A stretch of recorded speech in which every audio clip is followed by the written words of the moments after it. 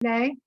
Laura DeFranco is the CEO of Brave Healer Productions, where they publish world changing wellness books. With a 30-year background in holistic physical therapy, a third-degree black belt, and 20 books and counting, she has a clear preference for being a badass.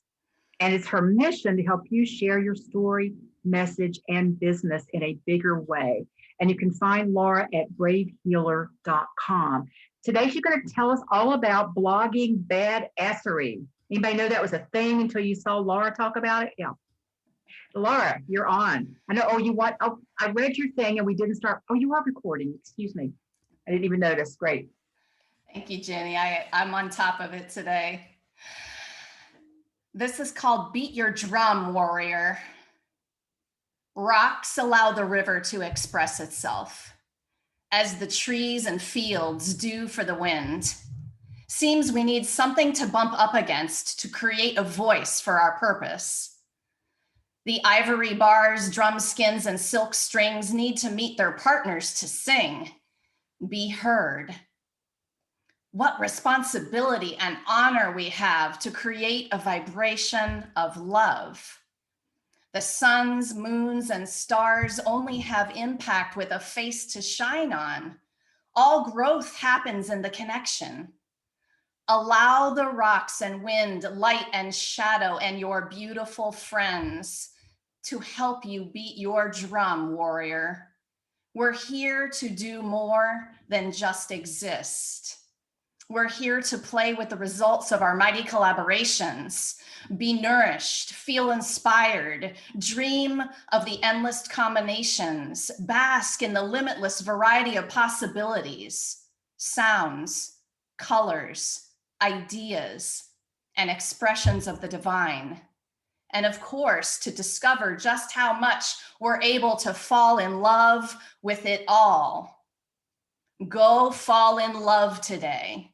Let the fire in your soul meet its partner and dance. Move the words from your heart to your tongue. Be out loud with your vibration.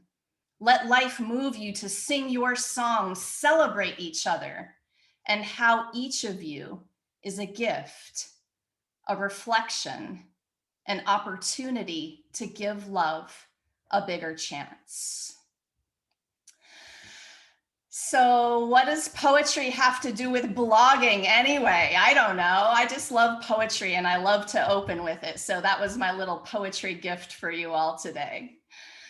So have you ever written and published a blog and then thought, oh my God, I'm pretty sure the only person who's read this is my mom, or maybe my BFF, I don't know. So really badass blogging, you guys, is about two things. Writing words people love to read that move them into inspired action. And then number two, getting the words into the world in a bigger way so that more than just your mom reads them, right? So blogging, oh my goodness, I love blogging. Blogging has helped me build my email list from hundreds to thousands, land a book deal, land a quote in a major online magazine, build my business, and earn income. And so today I want to share with you guys the 5 important parts of a blog and tips for making those parts awesome. I'm also going to share how to write words that turn your prospective clients on to the point they're inspired to click on your links, which is really what we want them to do. And then I'll share about how to get a larger audience for your brave words. So I hope you got your notebooks ready, you guys. The 5 important parts of a blog. First is the headline. And your headline is marketing. So it needs to be clear, not clever. If you're confusing people with your headline, you've already lost them and they're not going to read, they're not going to click. And by the way, today, you guys, even if some of you are not bloggers, everything I'm going to share with you today has to do with everything else that you're writing and putting out there, your social posts, your email newsletters, everything. So these tips will help you no matter what it is you're writing, because essentially awesome blogging is awesome copywriting. All right, so headline, clear, not clever. And you need to think about that headline being takeaway or result oriented. What does your ideal client really want? Make sure it's in the headline. Your hook is the second part. And that's really the first sentence, first paragraph. The goal here, make them put their phone down. Like, hook them into this, whatever this is that you're writing about, in a way that they understand that you're about to lay down some powerful stuff. Don't wait 3 or 4 paragraphs for that juicy sentence or that juicy paragraph. The hook needs to go up front and right away. And then believe me, they'll read the rest. They will scroll down the page after you've hooked them in. The third part is the body of the blog. And this is kind of a no-brainer, but I've seen people do this in so many different ways. Listen, I've got 53-year-old eyes. They want things that are very easy to read. So don't mush together huge blocks of text, you guys. Make your blogs easy to read. Bold headings, spaces, 3 sentences per paragraph or less. This is for blogging specifically, but you'll notice that on a lot of my personal timeline Facebook posts, I'll be writing like I'm writing a blog. I'll be writing using copywriting for those posts, because I want those to be easy for you guys to read too. And I want you to move all the way down and keep scrolling till the end, right? Which is where part 4 is. And that's my call to action for engagement. Get your readers involved with a question. And that's different than part number 5 of your blog, which is the bio call to action. So you have your bio at the end, but there is a call to action within that bio that's slightly different than the part 4 call to action, which is really like, hey, y'all, did you enjoy this blog about blogging today? What do you want to add as a great thing to, include in your awesome blogs? And I'm inviting you, the reader, to add a comment with your 2 cents. I love the collaboration blogs where they're actually asking other people to add their wisdom. That's a great call to action. That's more in the body toward the end, but in the body of your blog. And then part 5 is the bio, a short, sweet, powerful bio with a call to action about what you just talked about. So essentially your blogs become funnels into a place where the reader goes next. Don't finish a blog without a call to action if you're a business owner building your business. If they loved what you wrote, they want to take the next step with you. And if you're not giving them a next step to take, that's a mistake. So one call to action in my bio might be, did you enjoy the information about blogging today? Great. I've got this course that you can take, and click here to find more about how you're going to become an amazing blogger, right? And that's a call to action to my paid offering, which is one of those. But you could also have a call to action to your free Facebook group. You could have a call to action to just build your email platform. Grab my freebie here. All of you book writers out there, I have a free 90-minute mini book writing course that will catapult your book writing endeavors. Go find it on lauradefranco.com, right? That's a call to action. Takes them the next step into my universe. And one of those could be in your bio. Okay, so we got those 5 parts. Did you catch them? The headline, the hook, the body, and a call to action, engaging the reader, call to action in the bio. All right. If you have any questions about the parts, please don't hesitate. You can type them in the chat and I will answer them. So I think when you get the parts down and you have the mechanics of your blog and all of those pieces are there, then it really is more about writing for your ideal client, writing words that light them up. They can't get to the end of it fast enough. They're reading all the way through, they're eating it up, they're laughing, they're crying, they're excited, they're feeling something, right? So there are some different ways to make your writing come alive like that. And again, this is all of your writing, not just blog writing. The first one is to truly understand their deepest desires or their greatest problems. This is ideal client work. This is the work that you do to really understand the people coming into your world. And do you get literally what's in their head? Do you get their worst problem that's keeping them up at night? Do you understand their deepest desire? If you could wave a magic wand and make it come true, what would it be? And so when you're using language that feels a lot like you're in their head, you'll even get comments like I've received that say, Laura, how are you in my head again? Like, how do you know what I'm thinking, right? Well, mostly because I've been there. That's how I know. But I've also done enough ideal client work to understand my ideal client down to the flavor of green smoothie they like to drink. The more information, the better, you guys. So the second way to make that writing come alive is to write like you talk.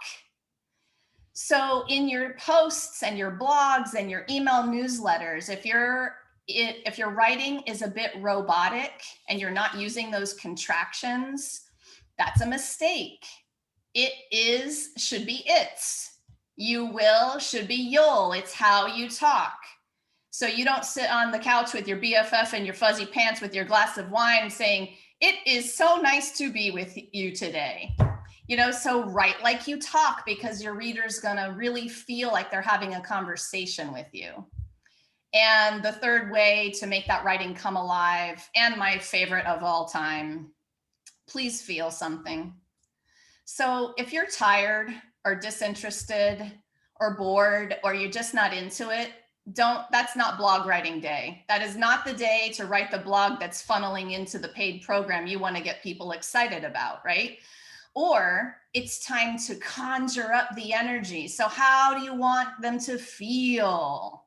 Excited, inspired, hopeful, moved into action. Well, time for you to do a little couple of deep breaths, meditate, get yourself set into the energy of how you want them to feel and write with that feeling, write with that passion. It'll come straight in through the words and they will know the difference. So feel something, and even better, feel the thing you want them to feel. What's that little mini feeling mission statement for the blog you're writing that day?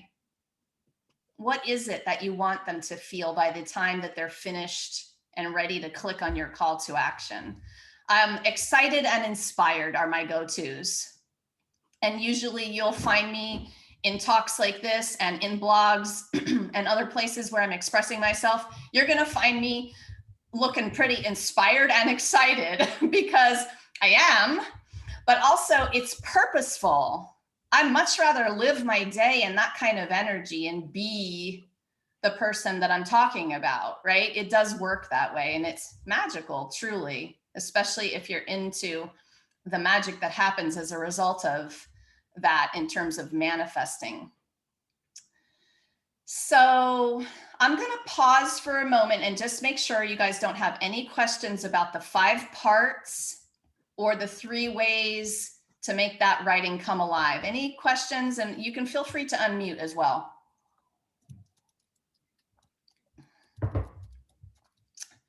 None? Okay. And you can type it in the chat too, you guys, if you have questions about that. So go ahead, hon. Hi. Hey. This is Veronica here. So I'm listening to you and when we talk about the bio section, Yep, since you're writing, is that where you would put like a little bit about yourself, your experience? Is definitely. that Yeah, your okay? bio. Remember, you guys, and I could do a whole bio writing class for you, seriously, because it is that important. Your bio is short, sweet, and powerful. It positions you as the expert that that person wants to hire, but your bio is then about them. So you have to understand what their deepest desire is, and you have to incorporate that into your bio in terms of what you do and how you do it. So I am Laura DeFranco, master holistic physical therapist, 3rd degree black belt, and 20-time published author.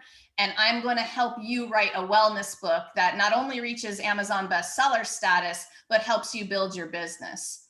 So I did 2 things just now in that verbal bio I just gave you.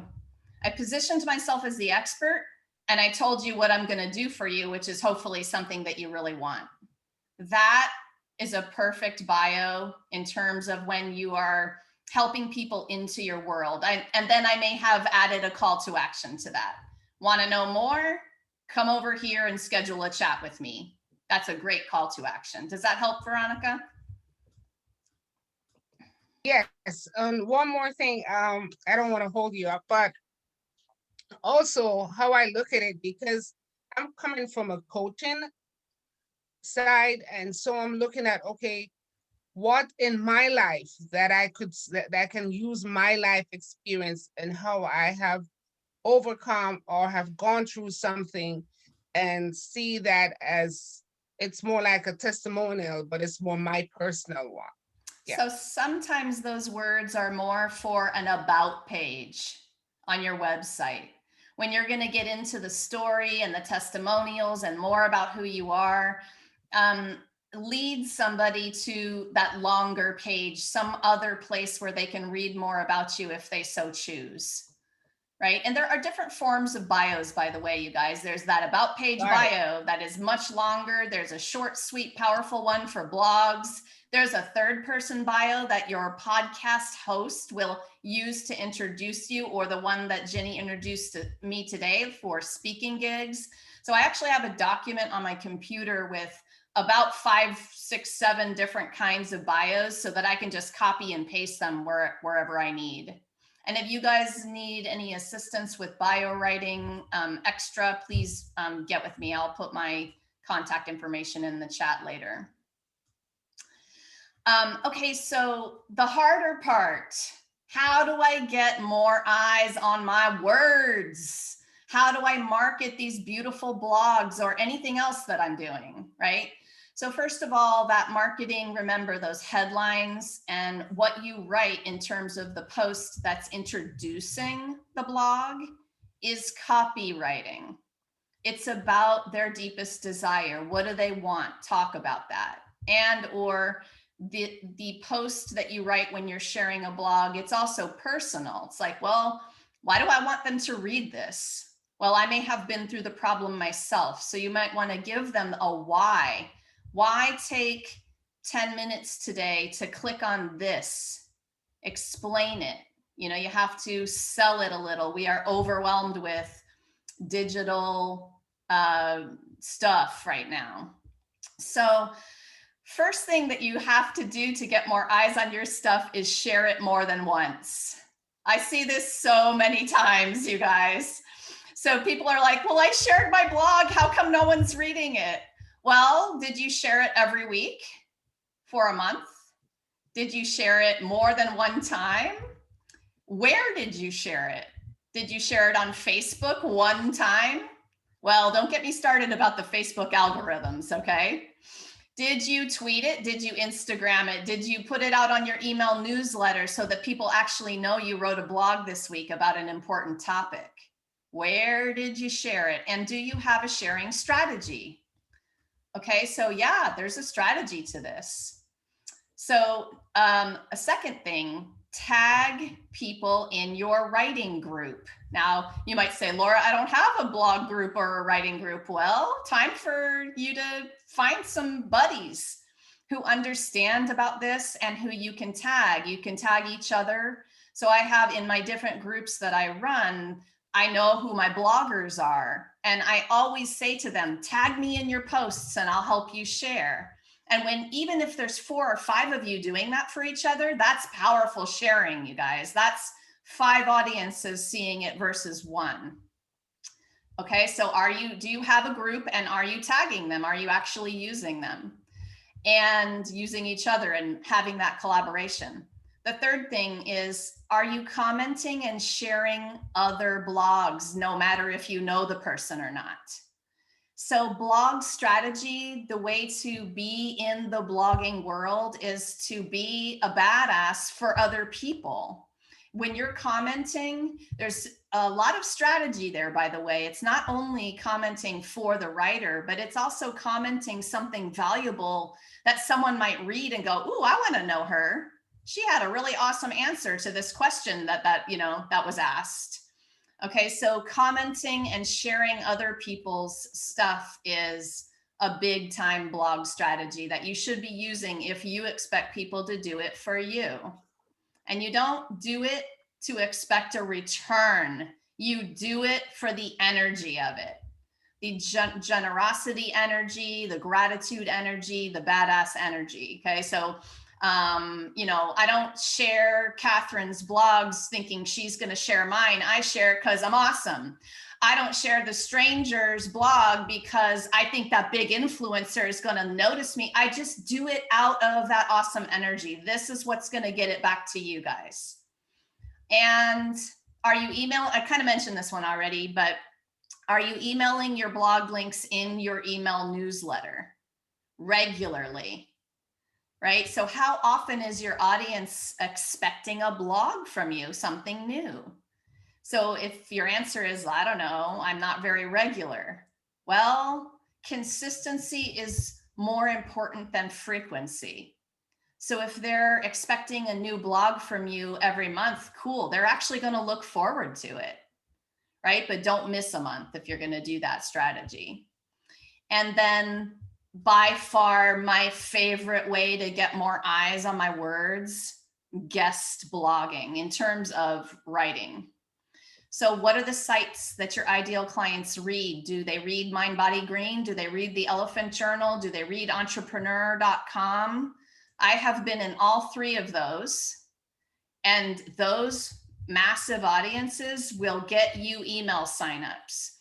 Is it easy to get into those? Depends. But I'm going to tell you that the strategy is somewhere along the lines of submit until you get a win. And you will. And if you need a little bit of coaching on the blog, I'm here for that, about what you're submitting, but you have to read that magazine's guidelines before you do anything else. If you miss crossing a T or dotting an I in terms of what's on their submissions guidelines, you're out. So you have to go where you want to submit. Let's say it's Mind, Body, Green. Find the terms and conditions for submissions, read them in detail. Don't be rushed. Take your time, understand what they're looking for. Read a few of their blogs, and then you can do the submission. Some sites want ideas first. They want you to pitch them titles, and some sites want the whole thing. So you won't know until you read those submissions guidelines. But one viral blog on a bigger site could mean the difference of hundreds of email signups. And that is exciting, really exciting. So it's worth having a strategy for this too, you guys. How often are you going to be pitching and or submitting to guest blogs until you get that win? And this isn't I'm going to get rejected or not hear back and I'm never going to do it again. This is how many times and how often am I going to do it until I get the win? That's the attitude. That was the attitude I started with. And then the momentum will roll in terms of your wins, but you got to start somewhere, and it's going to mean rejections. And what's even worse for me is you don't hear back at all. But the beauty of that, you can just go put it on your own frickin' blog after that, right? So 2 weeks you don't hear, I'm done. I'm not waiting one more day. Like somebody's waiting to read my words. So I'm just going to go put it on my own blog, or I'm going to post it on Medium or wherever I want to post it, right? So Medium, I'm mentioning on purpose because it's where one of the people I trained with, who is a world renowned multi-millionaire blogger, John Morrow, he had us on Medium to do the experiment of what topics we're going to do the best, what topics we're going to get the most engagement. And so I have over 300 blogs on medium.com. And that's like small, medium, large. You guys, it's medium.com. Okay, that's how to spell that. Easy place to get started for blogging in general. And you're likely to get a bigger audience on Medium with the right hashtags. And then that blogging group that I talked about is another great way to get those shares out there. So guest blog, I will talk about that all day long. It's powerful stuff. It will help you get to where you want to go. So today, so let me pause for a minute. Any questions on guest blogging or anything that I've talked about today? Anything goes, you guys. Ginny? Laura, once you get accepted into like Mind Body Green, is that just for that one blog, or are they likely to accept you from that point on, or is it a blog by blog kind of thing? I think it's a blog by blog kind of thing, but definitely if you're already published on the site and they know your name and you submit regularly, there will be momentum built from that. Okay. Yes, that's a plus for sure. Yep, you already know what the guidelines were. You've been accepted. You've had something published. You're going to be an easier acceptance next time because it's easier to work with someone who understands and writes something that they want. Yeah, definitely. And you are competing with hundreds of blogs, and these bigger sites have big teams of editors, you guys. So don't be too worried about those either rejections, but more likely it's like you don't hear back. You can write to them and ask, be pleasantly persistent if you're not hearing back. And after one or two, if I'm not hearing anything, then it's on my blog and I'll go on to another topic. But definitely read the blogs on the places that you think you want to be on. Where should you submit? Where you think your ideal clients are reading. So you have to know that first. Anything else with that, Ginny? No? Okay. Anyone else? Belinda. Hi, good stuff. I have a question I didn't get to ask the last time for the last section. You talked about 3 sentences, but then I see blogs that are commentaries. So can you explain that? So personal preference, what is your ideal client reading? How are you making it easy for them to read? What are the subjects you are writing about? What sites do they fit on? What do those sites do? I know I just slammed you with a lot of questions, but the big answer, it depends. Because, and I'm talking about in general, you want to make it easy for somebody to read. And it may be more about the font size, the color. Oh my gosh, you guys have all seen huge blocks of text in tiny, tiny font. And you're like, it's already hurting my eyes, right? But if I separate that with 2 or 3 sentences, space, couple more sentences, space, oh, it's so much easier for my eye. And I'll tend to scroll down that page and give it a good read. So that's mainly where I'm coming from, Belinda. It was something that I was taught in blogging training in general to do. And it was also a request from one particular bigger site. Do you guys know Tiny Buddha, that site? So she came back at me and she's like, 2 to 3 sentences per paragraph. I'm like, okay. And listen, you ask and you follow orders. If you want to be on a bigger site, you follow orders, right? And that's that. And then you do what you want to do for your blogs. Anything else, you guys? Any other questions? What's the average wording for these blogs on Medium? And like, I know I've written on Elephant Journal, but what is the average? So the bigger sites will definitely have guidelines. You just have to read what the word count guideline is for the site. But for you personally, it's more knowing my ideal client. Are they needing a 500 word nugget kind of blog, or will they sit and read a 2,000 word, more educational blog? So if you ask the question and you understand what they're reading, that's usually what I will follow in terms of what's on my own personal blogs. And somewhere between 500 and 800 words is an easy to read, nice amount of words where you can get a great takeaway in there and you can use it to funnel into something that you have going on. 1,000 to 1,500 is another interesting word count that you'll see. And then if you guys are writing an ultimate guide post, which is a professional blog that has the goal to rank on Google in the top 10 for that keyword, those are 2,000, 3,000, 4,000, 5,000 words sometimes. So again, Lulu, this is like a it depends answer. Yeah. Anything else, you guys? Any other questions? I want to share with you guys really quick that blogging is seriously one of my very favorite things. It really has been good to me in terms of my business building. I have done training with very successful bloggers and have had great success myself.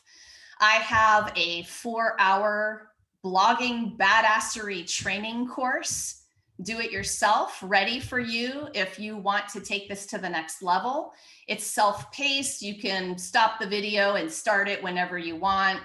And you'll learn some tricks that the pros use to leverage their blogs and use them to build their businesses. So I am going to drop that now in the comments for you. You can find it also on lauradefranco.com under my services tab, but here it is for all of you here with me on Zoom today. And I created that to really take people to the next level in an easy, inexpensive way, because there's so many little details about how to do this in a great way that's a business building way. And so that inspired me to do a little training for my healer friends once upon a time. And I created that course for you guys to grab so you can take it to the next level for yourself. And that's it for me today. If you guys have any other questions, I would be happy to answer them. I'm going to stop this recording now.